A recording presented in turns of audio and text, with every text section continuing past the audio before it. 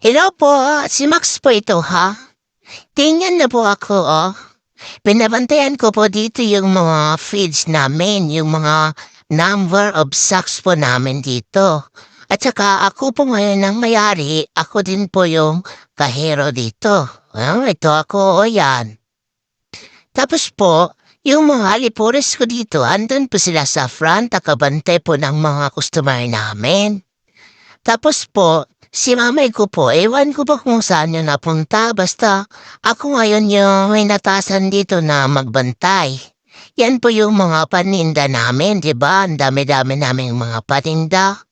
May feeds po yan ng baboy, may feeds po yan ng, ano ba yun? Manok, may feeds po yan ng rabbit, may feeds po yan ng, ano ba yun, yung tilapia? Saka mayroon din feeds ng kambing, mayroon din feeds ng kabayo, saka mayroon pong feeds po ng bangus po. Di ba? Marami, di ba? Marami po akong paninda dito ngayon. Tapos ako po, yung sa akin po dito, dog food po yung sa akin dito. At saka may cat food po dito. Ang may-ari po ng cat food dito ay si Mamay Orange ko po. Wala po dito si Mamay Orange eh. Ewan ko kung saan yung napadpad niya yon. Parang wala naman yung kwenta eh. Hindi marunong magbantay dito. Yan o, anak niya yan eh, yan. Kakain yan dyan sa cat food Yan. Ewan ko ba sa kanila kung marunong din sila na magbantay katulad ko. Basta ito ako ngayon, nandito lang ako nakastay.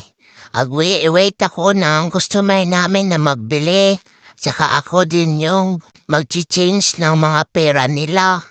Pero hindi ko po alam kung paano magbilang eh. Ewan ko ba? Bahala na si mamay ko. Pero ako talaga ang mayari dito ha. Si Mamay Orange po, mayari lang po yan ng, ano ba yun? Cat food. Yan, marami po kaming cat food dyan. Saka marami din kaming dog food.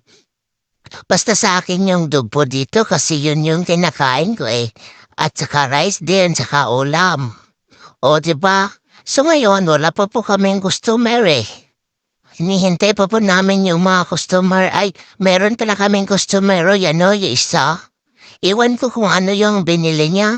Basta ako dito, sabi ng mamay ko, babantayan ko daw yung mga sako ng feeds dito.